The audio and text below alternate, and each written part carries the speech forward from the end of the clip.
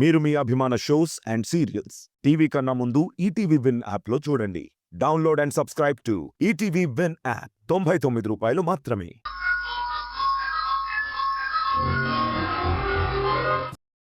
ఒసే సంధ్య,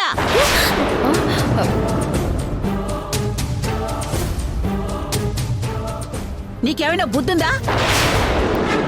మెదడుందా? నీకేమైనా పిచ్చి పట్టిందా? ఏమై ఉండదు బామ్మగారు. ఏమైందంటావేంటి? ఏంటి నువ్వు వేసుకునే పిచ్చి డ్రెస్ ఏంటి?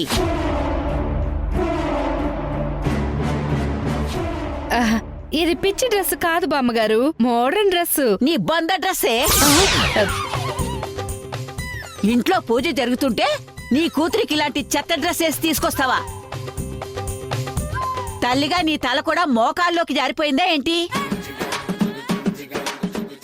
ఏదో ఒకట్లే, తనకి నచ్చిన డ్రెస్ వేసుకుంది కదా, వదిలేయండి. ఏంటి వదిలేసేది? ఇలాంటి పాడు డ్రెస్సులు వేసుకొని ఎవరైనా పూజ దగ్గరికి వస్తారా? చూడు సింధు, చూడు ఎలా ఉందో. చక్కగా సాంప్రదాయబద్ధంగా చీర కట్టుకుని మహాలక్ష్మిలా బొట్టు పెట్టుకుని నిష్టగా దేవుడికి ఎలా పూజ చేసిందో సింధుని చూసి నేర్చుకుని చావే. అబ్బా, ఈ ముసల్దాని మాటలు వింటుంటే గుండెల్లో గుణపాలు గుచ్చుతున్నట్టుగా ఉంది. ఏమే మధు, సంధ్య నీ చెల్లెలే కదా? అటు తిరిగి ఇటు తిరిగి నా మీద కూర్చుందేంటి? ఇప్పుడు నన్ను ఏ క్లాస్ పీక్తుందో ఏంటో. ఏంటి అడుగుతుంటే సమాధానం చెప్పవేంటి? సంధ్య నీ చెల్లెలే కదా? అవును బామ్మగారు. మీ అమ్మకి చెల్లెలికి ఎలాగూ బుద్ధి లేదు. నీ బుద్ధి ఏమైందే? నువ్వైనా వాళ్ళకి చెప్పాలి కదా. రికార్డింగ్ డాన్స్ లో వేసుకున్నట్టు ఆ పనికి మాలిన డ్రెస్ వేసుకోకూడదని నువ్వైనా చెప్పాలి కదా. అది అవునులే, నిన్నని ఏం లాభం? ముందు మీ అత్తయ్యని అనాలి. నేనేం చేశాను అత్తయ్య? ఈ ఇంటికి పెద్ద కోళ్ళు ఎవరే? ఈ మధునే కదా? అవును. పద్ధతి ప్రకారం పొద్దున్నే లేచి శుభ్రంగా స్నానం చేసి పూజా పునస్కారాలు చేసుకుని అత్తా మావలకి ఇంట్లో వాళ్ళందరికీ ఏం కావాలో ఏం చెయ్యాలో చూసుకోవలసింది ఈ మధునే కదా. అలా చేయకుండా బారెడు పొద్దెక్కే వరకు మెట్లు కూడా దిగకుండా ఉంటే ఏమనుకోవాలి? నువ్వే నీ పెద్ద కోడల్ని చెడగొడుతున్నావు అనుకోవద్దు. అక్క చూస్తేనేమో ఇలా బద్దకస్తురాలు, చెల్లెల్ని చూస్తే ఇలా బరిదెగించిందల్లా. ఏం కుటుంబంరా బాబు మీది? ఆబాబాబాబా, చూస్తుంటేనే అసహ్యం వేస్తుంది. మొన్నటి వరకు పొద్దున్నే లేవటం, తలస్నానం చేసి పూజ పునస్కారాలు చేసి ఇంటి పనులన్నీ మధునే చేసేదత్తయ్య. ఇప్పుడు సింధు చేస్తుంది కదా అని తను మెదలకుండా ఉంది అంతే. సింధులాగే నా పెద్ద కోడలు కూడా చాలా పద్ధతి సాంప్రదాయబద్ధంగానే ఉంటుంది. ఏ ఉంటుందో ఏంటో. నేనైతే ఆ లక్షణాలు మధులో ఉన్నాయని నేనేమీ అనుకోవడం లేదు.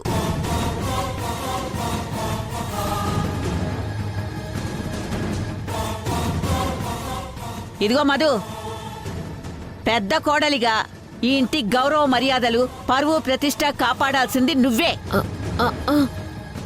నీ చెల్లెలే ఇలా తయారైతే ఈ ఇంటి పరువు మంటగలిసిపోతుంది.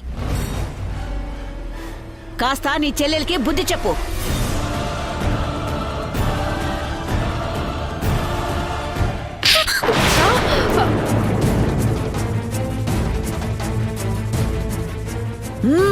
వద్ది.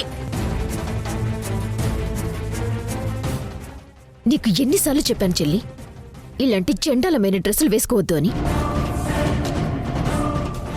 ఇది పద్ధతి గల కుటుంబం, మనం కూడా అంతే పద్ధతిగా ఉండాలని చెప్పానా లేదా నీకు?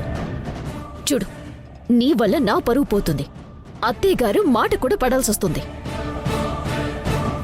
ఇంకొకసారి ఇలాంటి పిచ్చి పిచ్చి డ్రెస్సులు వేసుకుని తిరిగావో నేనేం చేస్తానో నాకే తెలీదు.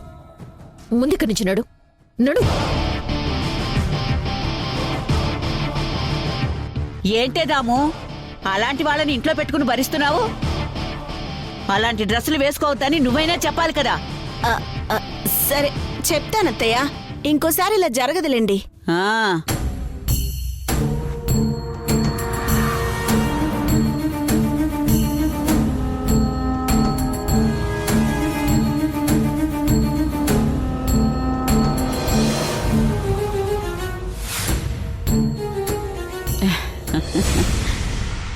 అమ్మా సింధు, ఆడపిల్లంటే నీలాగా ముచ్చటగా సాంప్రదాయంగా పద్ధతిగా ఉండాలి.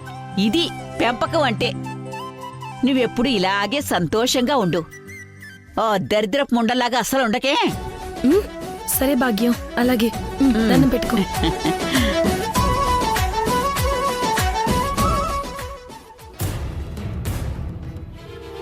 ఏంతక్క అట్ట కొట్టేసుండావు? నువ్విట్ట ప్లేట్ పిరాయిస్తావనుకుని ఉండలేదో? నేనేమీ పిరాయించలేదు చెల్లి. నిన్ను మీ అమ్మని ఆ ముసల్దాని బారి నుంచి సేవ్ చేశాను. మీరింకా అక్కడే ఉండి ఇంకా మిమ్మల్ని ఎంతలా తిట్టిపోసేదో. అందుకే నేను మిమ్మల్ని తీసుకునొచ్చేశాను. ఆ బామ్మ ఈ ఇంట్లో ఉన్నంత వరకు మన సిచ్యువేషన్కి తగ్గట్టుగా ప్రవర్తించాలి. అలాగని బామ్మని ఇక్కడి నుంచి త్వరగా ఎలా పంపించాలో ముందు అది ఆలోచించాలి మనం. లేదంటే బామ్మ ముందు మనం బలిపశువులం అవుతూనే ఉంటాం. అవునమ్మీ, మధు చెప్పింది కూడా కరెక్టే. తను నీ మీద చేయి చేసుకున్నందుకు నువ్వు అస్సలు బాధపడకు. ముందు ఆ బామ్మని ఇంట్లో నుంచి ఎట్ట బయటికి పంపించాలో దాని గురించి ఆలోచించు. ఆ ముసలిదున్నంత వరకు మా నాటలు సాగవని నాకు అర్థమవుతా ఉండాది. ముందు దాన్ని బయటికి పంపాలా, దాని గురించి ఆలోచించండి.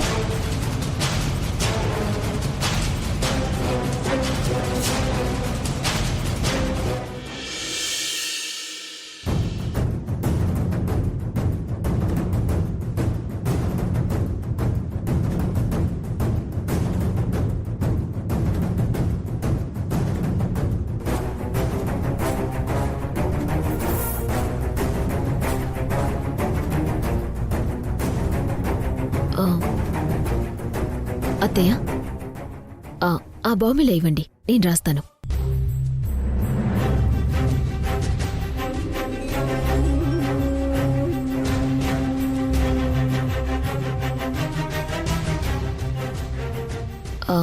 అత్తయ్య, మీ బాధ నాకు అర్థమైంది. సింధు మన ఇంటికి రావటం వల్లే కదా మీకీ తలనొప్పి. అవును మధు, మా అత్తయ్యని అడ్డు పెట్టుకొని అది నా ప్రాణాలు తోడేస్తుంది. నాకు తలపోటు తెప్పించి మనశ్శాంతిని దూరం చేస్తుంది. బామ్ రాస్తే ఇప్పటికీ మీ తలపోటు తగ్గిపోతుంది. సింధు మన ఇంట్లో ఉన్నన్ని రోజులు మీకు ఈ తలనొప్పి తప్పదు. ఇలా బామ్ రాసుకుంటూ కూర్చోవటం కంటే అసలు ఆ సింధుని ఈ ఇంట్లో నుంచి ఎలా పంపించాలో అని ఆలోచిస్తే అప్పుడు మీకు ఈ తలపోటు బాధ ఉండదు. దూరమైన మీ మనశ్శాంతి కూడా మీతోనే ఉంటుంది కదా అత్తయ్య. నువ్వు చెప్పింది కూడా కరెక్టే మధు, నేను కూడా అదే ఆలోచిస్తున్నాను. కానీ నాకే ఐడియా తట్టడం లేదు అసలా. మా అత్తయ్య ఉన్నంత వరకు అది కూడా ఈ ఇంట్లోనే చేస్తుంది. ఏం చేయాలో అర్థం కావడం లేదు అసలా. బామ్మగారు ఇక్కడ ఉంటేనే కదా ఆ సింధు ఇక్కడుండేది. అదే బామ్మగారు ఇక్కడ లేకపోతే ఇక సింధుతో మనకేం పని? దాన్ని వెంటనే బయటికి గెంటేయొచ్చు. కానీ మా అత్తయ్య ఇప్పట్లో వెళ్ళేట్టు లేదే. దానికి నా దగ్గర ఒక ఐడియా ఉందత్తయ్య. ఒక నిమిషం, ఒకసారి ఈ ఫైల్ చూడండి, మీకే తెలుస్తుంది.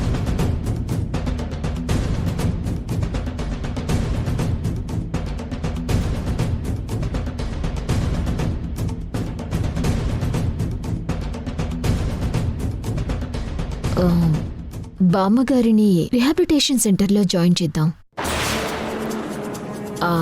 అక్కడైతే త్వరగా కోలుకుంటారత్తయ్య. బామ్మగారు ఆరోగ్యంగా ఉండటమే కదా మనకు కావాల్సింది కూడా.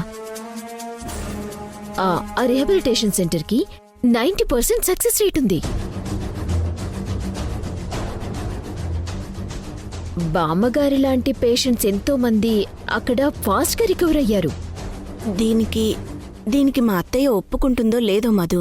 సింధు ఈ ఇంటి నుంచి వెళ్ళిపోవాలి అంటే బామ్మగారిని ఎలాగైనా ఒప్పించి తీరాలత్తయ్య. మావయ్య గారితో మాట్లాడండి, వాళ్ళమ్మని ఒప్పించేలా చేయండి. వాళ్ళమ్మ త్వరగా కోలుకుంటుంది అంటే మావయ్య గారికి కూడా సంతోషమే కదా అత్తయ్య. సరే మధు, ఇది మంచి ఐడియానే. చంద్రతో మాట్లాడి చూస్తాను. ఆ. సింధు, ఈ ప్లాన్ వర్కౌట్ అయితే ఈ ఇంటి నుంచి నువ్వు అవుట్ అయిపోయినట్టే.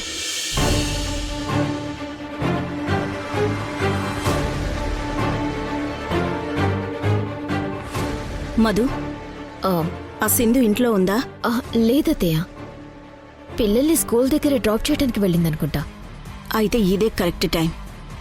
ఆ సింధు వచ్చేలోపు అత్తయ్యని రీహాబిలేషన్ సెంటర్లో జాయిన్ చేసి వచ్చేయాలి. ముందు మావయ్య గారిని, మరిది గారిని, తేజాని వీళ్ళందరితో చెప్పి ఒప్పించాలి కదత్తయ్య. చంద్ర, యష్, తేజ, చంద్ర. వస్తున్నాను దాము. ఏంటమ్మా ఏంటమ్మా పిలిచావు? ఏం లేదురా, మీ బామ్మ ఆరోగ్యం త్వరగా కుదుట పడాలి. అందుకోసం నేను నిర్ణయానికి వచ్చానురా. ఏంటి దాము అది? అత్తయ్య మనింట్లోనే ఉంటే కోలుకోవటానికి చాలా రోజులు పడుతుంది చంద్ర. అత్తయ్యని రీహాబిలిటేషన్ సెంటర్లో జాయిన్ చేస్తే అక్కడ 24 గంటలు డాక్టర్ల పర్యవేక్షణలో ఉంటుంది.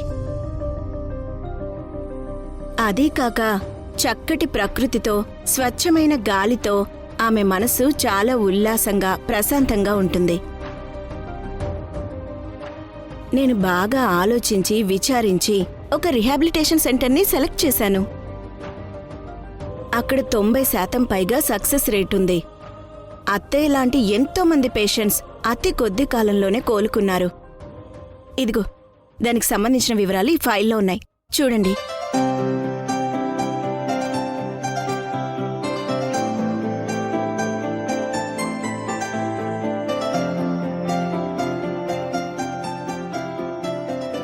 నీ ఆలోచన చాలా బాగుందమ్మా. అయినా బామ్మ ఎక్కడుంటే ఏంటి? ఆమె మళ్ళీ మామూలు మనిషి అవడమే కదా మనకు కావాల్సింది. అవుందాము, మా అమ్మ బాగుండాలన్నదే నా కోరిక కూడా. కానీ ఇందుకు మా అమ్మ ఒప్పుకుంటుందో లేదో అనేదే నా డౌట్ దాము. మనందరం చెబితే అత్తయ్య గారు తప్పకుండా ఒప్పుకుంటారు చంద్ర. తన కోసమే కదా ఇదంతా. ఉమ్, మావయ్య గారు, బామ్మగారి మంచి కోరి కదా మనం ఇదంతా చేస్తుంది. నిజమేనమ్మా మధు. సరే, అందరం వెళ్ళి అమ్మకి ఈ విషయం చెప్దాం. పదండి. పదండి.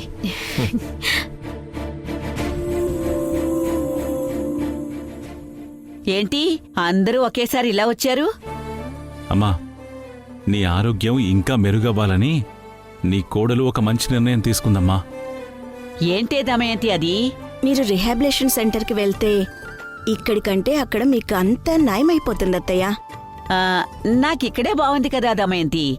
ఇక్కడికంటే ఆ రీహాబిలిటేషన్ సెంటర్లోనే చాలా బాగుంటుంది భాగ్యం. నా మాట విను.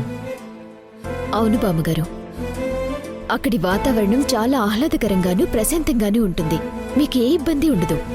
ఆ, అన్ని వసతులుంటాయి బామ్మగారు, మీరేం ఆలోచించకండి. అవునండి, మీలాగే ఊపిరితిత్తుల సమస్య ఉన్నవాళ్ళు, ఆస్తమా, సైనసైటిస్ ఉన్నవాళ్ళు అక్కడ ఎంతో మందికి స్వస్థత దొరికిందంట. మీకు కూడా ఖచ్చితంగా నయమైపోతది. అత్తయ్య, అంతగా కావాలంటే మీ ఆరోగ్యం పూర్తిగా సర్దుకున్న తర్వాత మళ్ళీ మా దగ్గరికే వచ్చుండండి. ఇది మీ ఇల్లే, మిమ్మల్ని ఎవరు కాదంటారు చెప్పండి. అవునమ్మా, నీ ఆరోగ్యం గురించే మా బెంగ కూడా. నువ్వు రీహాబిలిటేషన్ సెంటర్లో జాయిన్ అయితే మాకు నీ గురించి కాస్త ధైర్యంగా ఉంటుంది. అక్కడ అన్ని వసతులు ఉంటాయమ్మా. నువ్వు కంగారు పడాల్సిన అవసరం లేదు. ఆలోచించమ్మా. అత్తయ్య, ఆలోచించడానికి ఏముంటుంది? ఎక్కడున్నా మీరు సంతోషంగా ఉండాలి. కోడలుగా నేను అదే కోరుకుంటాను. ఏమంటారు? ఆ, సరేలే దమయంతి, నా ఆరోగ్యం గురించి మీరింతగా ఆలోచిస్తున్నప్పుడు నేనెందుకు కాదంటాను? అలాగలే, మీరు చెప్పినట్టే అదేదో అన్నారు కదా, అక్కడికే తీసుకెళ్దురు గాని.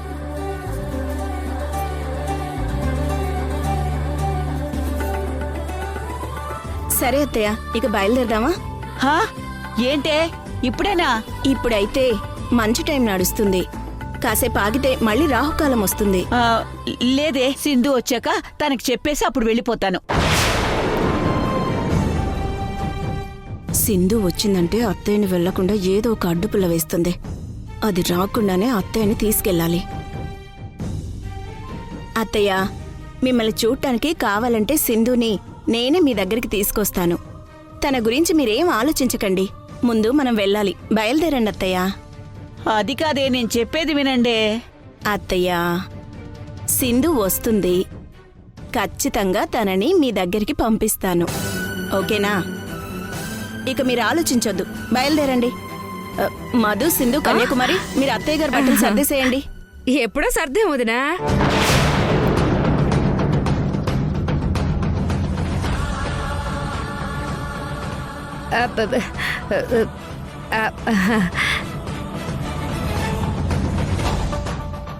ఆల్రెడీ సర్దటమేంటే? ఆ, ఆ, నన్ను ఎక్కడికో పంపించాలనుకున్నది ఇప్పుడే కదా. అంటే మనం ఇప్పుడు అనుకున్నా వదిన గారు మాకు ఎప్పుడో చెప్పుండారు. అందుకే ఎందుకైనా మంచిదని మీ రూమ్కొచ్చి మీ లగేజ్ అంతా ముందే సర్దేశాం బామ్మగారు. అంతే, ఇంకేం లేదు. అవునత్తయ్య, అంతే. మీరేం ఆలోచించకండి. మనం వెళ్దాం. కన్యా, నువ్వు ఆ బ్యాగ్ తీసుకురా. అట్నే బయలుదేరదాం. వదినా. పదండి అత్తయ్య. రామ్మా.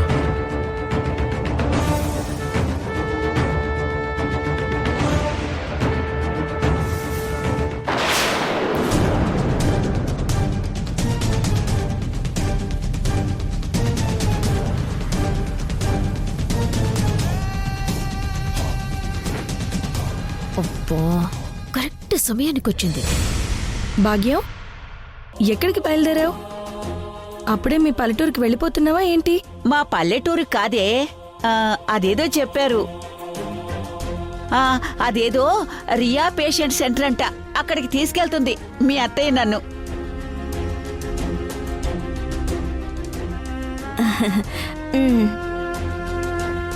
అక్కడికి దేనికి?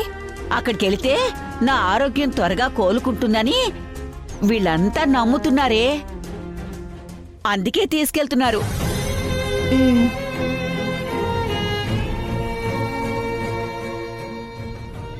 లేదు భాగ్యం, ఆ రీహాబిలిటేషన్ సెంటర్ కంటే నువ్వు అయిన వాళ్ళ దగ్గర ఉంటేనే త్వరగా రికవర్ అవుతావు.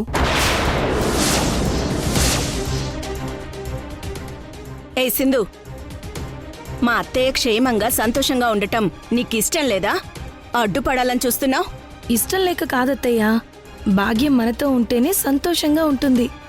సంతోషమే మనిషికి సగం బలం. అయిన వాళ్ళ మధ్యన ఉంటే హ్యాపీగా ఉంటుంది, కానీ ఎక్కడికో పంపిస్తే ఎలాగా? ఆ, మనకంటే బామ్మగారిని బాగా చూసుకునేవాళ్ళు, ఆవిని సంతోషంగా ఉంచేవాళ్ళు అక్కడ చాలా మంది ఉంటారు సింధు. అవును, అన్ని ఎంక్వైరీ చేశాకే బామ్మగారిని అక్కడ జాయిన్ చేయడానికి వెళ్తా ఉండారు. అవును సింధు, కావాలంటే మనమందరం అప్పుడప్పుడు వెళ్ళి బామ్మగారిని చూసొద్దాం. ఏమంటావు? సింధు, మా అమ్మ తీసుకున్న నిర్ణయం బాగుంది. దయచేసి అడ్డు చెప్పుకో. అవునమ్మా సింధు, మా అమ్మ మంచి కోరి మేమందరం ఇలా ఆలోచించాం. ఎక్కడుంటే ఏంటి, తను బాగుండడమే కదా మనకు కావాలి. సరే మావయ్య, మీ ఇష్టం.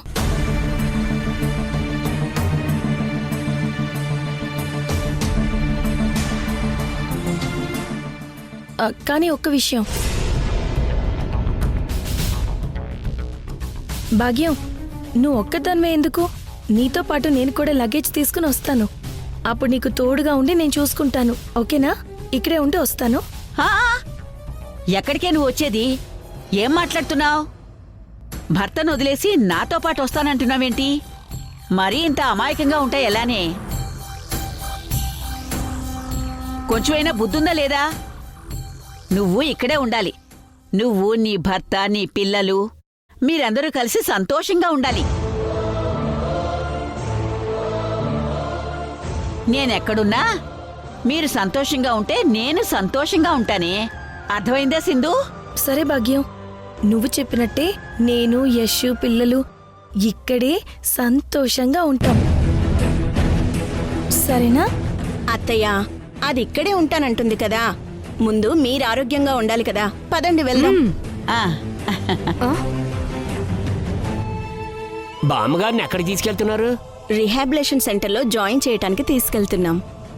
అక్కడైతే బామ్మగారు త్వరగా కోలుకుంటారని. అలా అని ఎవరు చెప్పారు మీకు? నిజానికి అక్కడికంటే బామ్మగారు మీ అందరితో పాటు ఉంటేనే బంగారంగా ఉంటారు.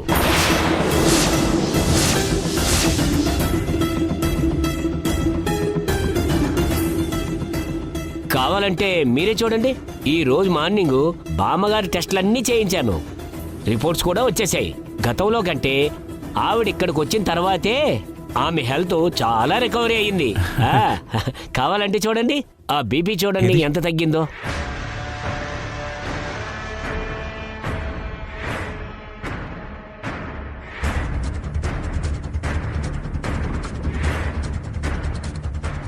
అమ్మా, డాక్టర్ గారు చెప్పింది నిజమే. రిపోర్ట్స్లో భాగ్యం హెల్త్ కొంచెం రికవర్ అయినట్టే ఉంది.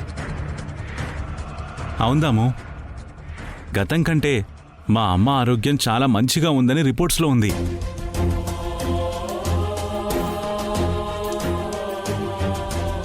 మీ ఫ్యామిలీతో సింధు పిల్లలతో ఉంటేనే బామ్మగారి మనసు ప్రశాంతంగా ఉంటుంది. ఆవిడేసుకున్న మందులు కూడా బాగా పనిచేస్తున్నాయి. అంతేగాని బామ్మగారిని ఎక్కడికి పంపించద్దు, ఇక్కడే ఉంచండి. ఆవిడ ఆరోగ్యమే కదా మనకు ముఖ్యం. సరేనా? డాక్టర్ చెప్పింది విన్నావు కదే దాము. సింధు చెప్పినట్టు, ఆ డాక్టర్ చెప్పినట్టు మీతో పాటు నేను ఇక్కడే ఉంటానే. నేను ఇంట్లో నుంచి కాలు బయట పెట్టను. ఎవరేమనుకున్నా సరే నేను ఇక్కడుంటేనే ఆరోగ్యం బాగుంటుందంట. అందుకే నేను ఇక్కడే ఉంటానే. నేను పైకి వెళ్తున్నానే. తప్పుకోరా మనవడా, మెల్లగా. తప్పుకోరా. అత్తయ్య అత్తయ్య అత్తయ్య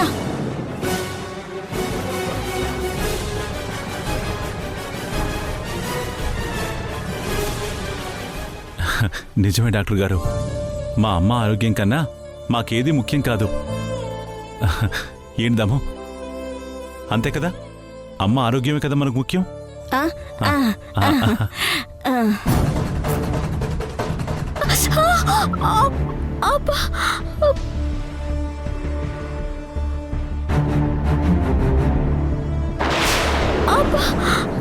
యష్, ఏం చేస్తున్నావు? సంజయ్ కాలు స్లిప్ అయి పడిపోతే ఆయింట్మెంట్ రాస్తున్నాను. ఆ మాత్రం ఆయింట్మెంట్ సంధి రాసుకోలేదా? నువ్వే రాయాలా? రాస్తే నీకేంటి నొప్పి? సంజయ్ అంటే నాకు ఇష్టం.